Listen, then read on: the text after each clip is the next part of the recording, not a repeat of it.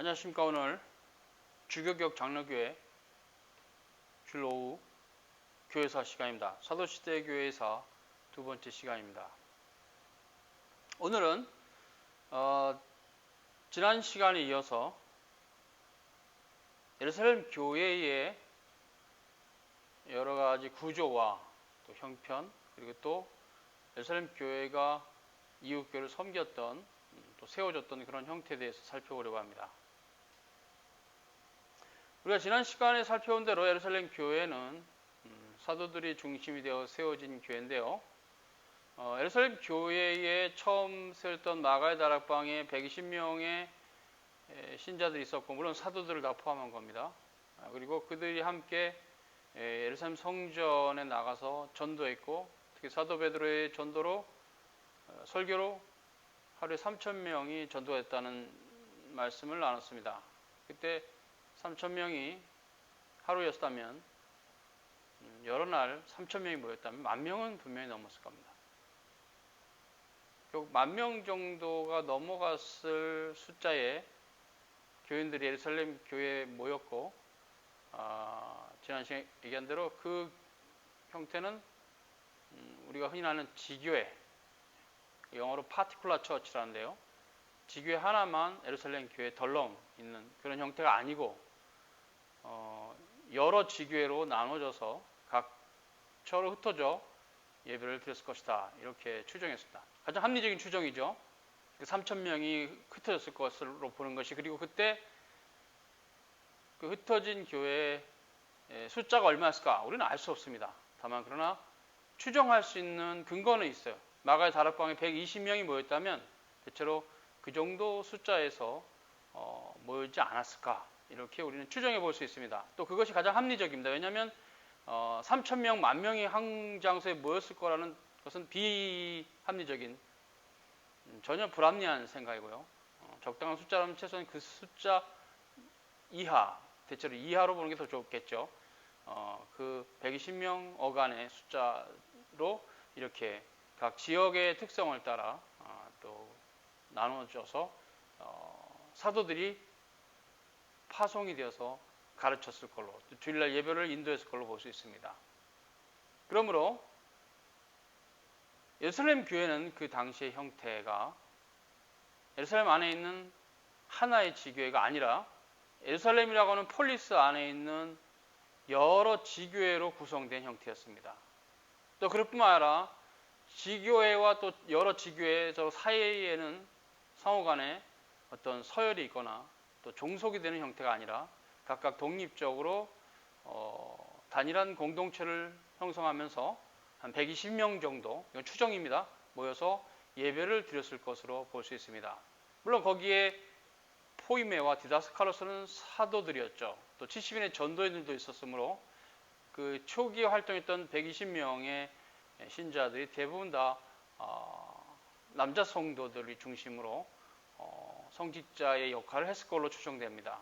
그 후에 들어온 신자들을 가르치고 이끌었을 거죠. 그래서 그런 형태의 예루살렘 교회의 구조라는 것은 사도들이 물론 중심이 된 것은 맞지만, 어떤 교회가 마가의 다락방이 중심이 돼가지고 이렇게 형성됐다 해서 마가의 다락방으로 해서 다른 것은 종속적이라, 이런 것이 아니라 모두 다 독립적으로 흩어져서 예루살렘 폴리스 안에 형성되었을 것입니다. 그래서 예루살렘 교회라, 물론 이제 예루살렘 교회뿐만 아니라 예루살렘 교회를 필두로 사마리아와 안디옥과 소아시아의 여러 교회들, 좀 멀게는 로마의 교회까지 그 교회라, 헬라어로 에클레시아라 합니다. 그것은 그 지역에 있는 모든 교회들의 집합체로서의 교회를 말합니다. 그래서 그것은 예루살렘 에클레시아, 그럼 예루살렘 안에 있는 모든 지교회들의 집합체죠.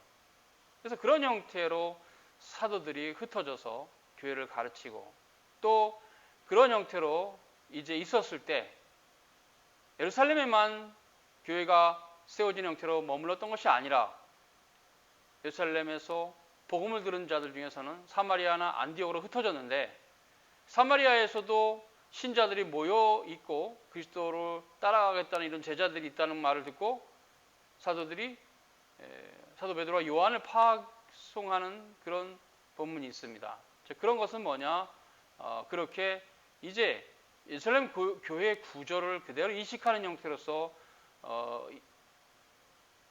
사마리아나 안디옥이나 소아시아 교회들이 세워졌다는 것입니다. 그렇기 때문에 예루살렘 교회 구조를 우리가 제대로 이해하는 것은 이후에 세워질 사도적 교회의 구조를 이해하는 데 굉장히 중요합니다. 또 그런 형태는 나중에 이제 집사직의 장립의 역사와도 연결해서 굉장히 중요합니다. 어쨌든 간에 예루살렘 교회는 사도들이 주축이 되어서 각처로 흩어져서 교회를 세워나갔고 그런 형태라는 것은 모이고 흩어지는 교회였겠죠. 주일날은 예배를 드리기 위해서 각자 일정한 수로 떨어져서 예배를 드렸을 것이고 그러나 또 각 교회 안에 발생하는 현안들, 교리적인 문제나 또 혹은 삶에서 여러 가지 치리해야 될 부분들에 대해서는 사도들이 함께 모여서 기도하며 그 교회를 협력 체제 형태로 치리하였던 그런 형태가 분명합니다. 또 그런 구조로 이웃 교회를 섬겼다는 것을 우리는 성경을 통해서 조금씩 이제 확인해 볼 수 있습니다.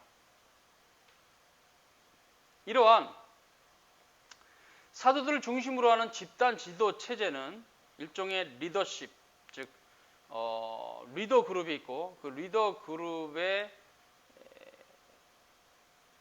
다스림 가운데 통일성을 유지하면서도 동시에 각 지교회들이 독립적으로 예루살렘 폴리스 안에 있었던, 그래서 각 지교회가 독립적이면서도 예루살렘 폴리스 안에서는 하나의 교회로 뭉쳐 있었던, 단단하게 일치된 교리와 일치된 치리 안에 있었던 그런 형태의 교회로 있었습니다. 그래서 이제 그런 것들이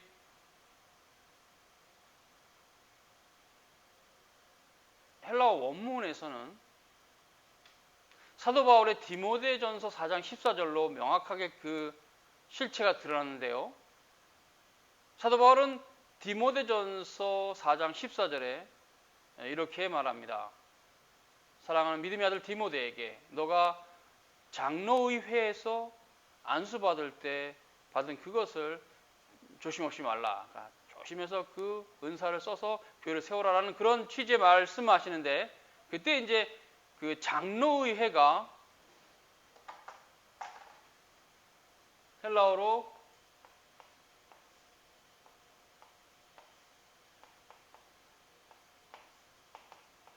프레스비테리온으로 되어 있습니다.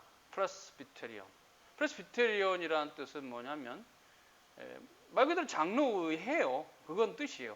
그것은 뭐냐면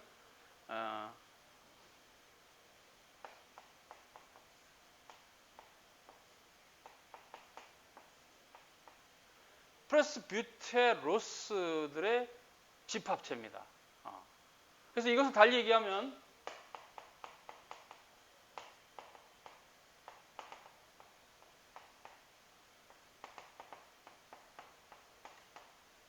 사도들의 공의회 혹은 사도들의 치리라고도 합니다. 사도들이 예루살렘 폴리스 안에 함께 모여서 우리 주님의 복음을 위해서 함께 연합해서 교회를 세워나갔던 이 치리회는 매우 초기부터 있었던 것이고, 또 이런 구조는 이웃의 교회를 예루살렘 교회가 세울 때 안디옥이나 사마리아나 이렇게 서머나나 에베소 교회를 세울 때도 동일한 구조로 세웠던 것입니다. 그래서 이것은 이제 우리 기억 성경은 장로의회라 이렇게 돼 있고, 또 그리고 그 모이는 자들을 장로라 했어요. 사도 베드로도 그의 서시에서 나도 너희와 함께 장로된 자요 해서, 즉 이 장로의 그룹이 교회 치리권자로서 있었다라는 것은 성경에 너무나 명확하게 나타납니다. 그래서 이것을 장로회라, 즉 예루살렘 교회는 하나의 단일한 장로회였어요. 장로들의 회합체. 그것은 그냥 예루살렘 교회를 한 겁니다. 그래서 예루살렘 에클레시아는 하나의 지교회가 아닌 여러 지교회의 집합체로서 예루살렘 에클레시아였고, 그것은 예루살렘 장로회였습니다. 장로들의 모임이 단일한 형태로 있었던 예루살렘의 교회죠. 그러면 안디옥도 마찬가지입니다. 안디옥이라는 폴리스 안에 여러 지교회들이 모여 있게 그 산재에 있고, 그 행정구역 안에 있는 교회는 하나의 단일한 교회로서 안디옥 에클레시아라 한 겁니다.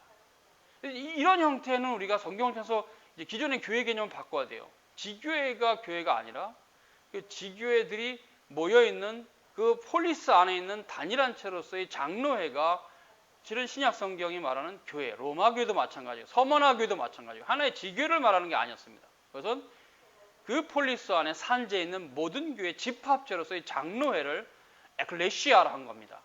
그때 그런 부분들 이제 우리가 이해하면 사도 시대의 교회의 구조를 이해할 수 있습니다. 그래서 예루살렘 교회는 이런 형태의 구조를 가지고 목사와 장로들과 사도들이 그들을 세워서 함께 했던 그런 교회였습니다.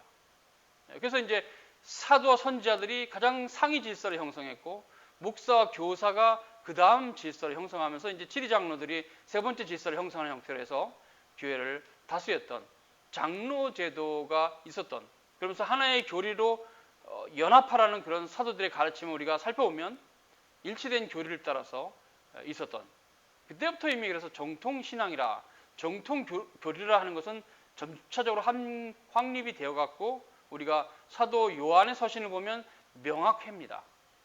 성삼일체 하나님과 예수 그리스도에 대한 교리가 이렇게 공적으로 선포가 되지 않았을지라도 이미 사도 시대에 그런 가르침들이 가르쳐졌고, 그런 사도들의 교리, 즉 디다케를 계승했던 정통 교부들이 후대에 정통신학이 무엇인가를 정리했어요. 그래서 이단들의 잘못된 교리를 명확하게 배척할 수 있었고, 끊어낼 수 있었고, 정통교로서 세워질 수 있었습니다. 그리고 그것을 우리는 사도 신조와 니케아 신조와 칼케돈 신조와 아타나시우스 신조에서 볼 수 있는 것입니다. 그래서 오늘 우리가 사도 시대에 예루살렘 교회의 그 구조, 예루살렘 에클레시아의 구조를 살폈습니다. 또 그리고 그러한 구조로 이웃 교회를 세워줬던 그런 장로회적인 제도의 의미를 봤습니다. 이런 걸 조금 더 앞으로 더 많이 설명을 해야 되겠지만 오늘은 이 정도 살핍니다. 수고하셨습니다.